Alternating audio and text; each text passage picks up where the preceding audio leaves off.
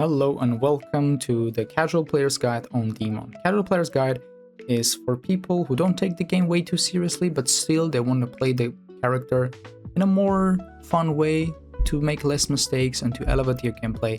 This is the perfect place for you. But also the Casual Player's Guide does not teach you any bad habits, so in the future if you want to rank up, there's nothing that you will learn from here that will stop you from that. Dmon, you are a big chunky tank character and you fight on a close distance. So the way this character functions is that you have to close your distance to do your sustain damage. If you are on distance, you have your E button, which is a gun that starts shooting people. So now that's for a short time, that's only for a couple of seconds, but most of the time you're fighting in a close distance. Now if you press right click, you open a big shield. The way the shield works is usually going to be helping you to close distance between you and your enemies, because when you're trying to close distance, your enemies are trying to shoot you back, they're trying to stop you. So most of the time the shield is used for you and for yourself. But if there is an opportunity to save somebody, if there's an opportunity to help, you absolutely can use it to protect someone. For example, Mercy is trying to resurrect someone, you can use it, but you should not actively look for it. The shield is for you because you are a massive target. You do take a lot of damage. Shift is your movement ability that allows you to move very fast. Now remember, when you are holding your shield, you can also press shift to any direction that you like. You can also go back if you want, but the thing about the shield, it's a little bit reduces your movement speed, around 30%. And the trade-off is, of course, that it's safer. So if we are trying to disengage from here, you can press shift and disengage.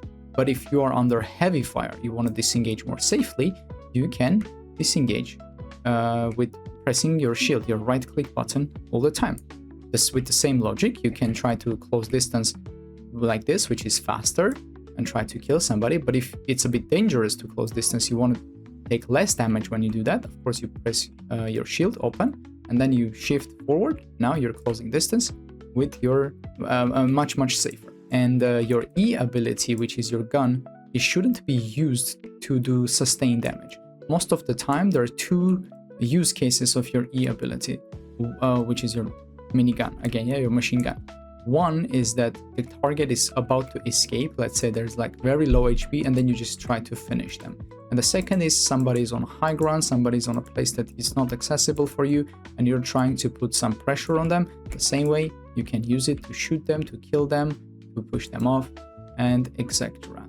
There are time stamps in the comments and in the description. You can skip any part that is boring for you. Okay, talk about the strengths. She is very highly mobile, right? High mobility, number one. Just press your shift, you can move here, you can move here. If you right click and then you left click, you also have a mini dash, very good mobility. Second is large health pool. We already talked about this. She has really a lot of HP. And then next is strong armor and protection. Like I already said, you take a little bit less damage until this orange HP, which is your armor, is done, right? Orange HP, that does give you a little bit damage reduction. The next is reliable shield. It's a good shield, 650 HP. It's quite nice.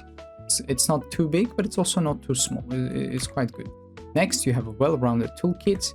One of her strengths is that you just have so many things in your arsenal. You almost always have something that you can always use for your advantage.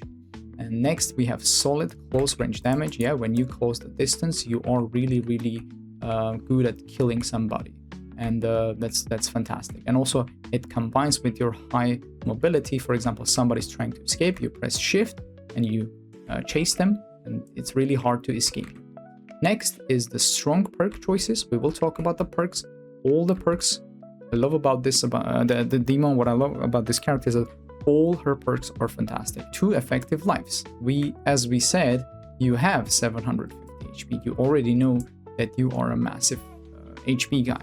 But the cool thing about this is that when you get a lot of damage, here you can see I'm about to die now, but I don't actually die. I demech. It means I become the pilot. This is also very often called Baby Diva or Baby Dmon. The pilot is called Baby in the Overwatch community. So if you shoot your enemies back, if you kill enough enemies, you can press Q D-mech that does good damage, knockback, and now you are in your mech again. Now let's talk about the weaknesses. The first one is it's an ability heavy kit, so just a lot of things. So for a new player, you might feel a little bit overwhelmed if you are just starting on this character, but if you just play a little bit more, you develop the muscle memory and you just start remembering everything. So don't worry too much about this. The next weakness is high learning curve. I think that the characters that they have to close the distance, the characters they fight really close, these characters are generally harder compared to the characters that can fight on distance. The next weakness is needs to close distance. Yeah, like I said, you have to close distance, which does put you in danger. But the good thing is, of course, you can always disengage if you are in danger. Next is large hitbox. You are massive, you are going to take a lot of damage, a lot of people are going to shoot you, so be mindful about this. Next is slow time to kill. Sometimes a bit fatter targets like Mei or Bastion, it does really take you a lot of swings until you can kill them. Next weakness is modest gun damage. The E is a fine gun. It's not too powerful, it's not too weak, it's an okay thing. Sometimes it works really good on mid-range to close range, but on longer distances it does very little damage. Next is weak in the pilot form. Just now I guess show you the pilot form. You do die very quickly, you don't have any way to survive in the pilot form. So when you're in a pilot form, you are really vulnerable and very squishy. Next weakness is requires fuel management. Yeah, when you press your shift, it does use a lot of fuel. A lot of people, when they play characters that need fuel or has some movement ability, they press and then they use way too much of their fuel, and then when they are in danger, they are not really able to escape safely. So what I suggest you to do, keep a little bit fuel, at least a little bit fuel, so you can disengage to safety. That's really important. And the last one is easily countered. Because you are massive, you are going to take a lot of crowd control. Bastions, Maugas, a lot of people are really going to give you a hard time. So be careful how you move, where you move, engage safely and disengage if it's dangerous. The first perk choice is the minor perk choice. The left one is Beast Within and the right one is Mecha Mobility. Both are amazing. The left one, if you have some shield and your shield HP is missing, if you just do some damage, you recover the shield HP. It's fine. It allows you to be in between doing some damage and having good shield, doing some damage, having good shield. It's quite nice. The other one is Mecha Mobility, the right one. If you are holding your shield and then you are pressing your fuel, it uses a little bit less. So it's good. They're both really good. Just see how you like it, see of your match situation. The major perks, we have Overstrike, which is Surging Strike, gets 150 life. Surging Strike is right click and then left click. This one gives you HP. It's good, it's not bad. It's when you are taking too much damage, it does heal you. So you can imagine that perk is more of a defensive perk. Look at this, that's a lot of healing. The other perk, it just turns your gun just to the E button. Yeah, it just becomes much more powerful. Yeah, that's all. So you can choose between more defensive perk that heals you and then more offensive perk depending on your situation. This is what I like about this character a lot, because the perks really change the character. It does change it how you play the character. Okay, so your ultimate it's quite nice. It's not too strong. It's not, I feel like it's underwhelming. When you press Q, there's a little bit delay and then it attacks. Now they are taking more damage. So the way you play it, if you don't want to go into depth, just press Q and then swing on enemies. That's all you have to worry about. Now let's go and we talk about how you play the character's playstyle. You should never charge into people and start swinging without having a backup plan. Your backup plan should be your shield. You can disengage just by walking with your shield, or you can disengage just by pressing your shift, or you should disengage by your shift is open and shield is open and you press shift at the same time. Disengage is very important with this character. So here I want to show you how I played this character. Just some couple of advice you can see here. So here you can see that I'm fighting here, nothing really crazy. And then you can see that Sierra got the ultimate from Wu Yang. Remember I said that the shield, you need to use it mostly for yourself. And here's a great example how you can do it.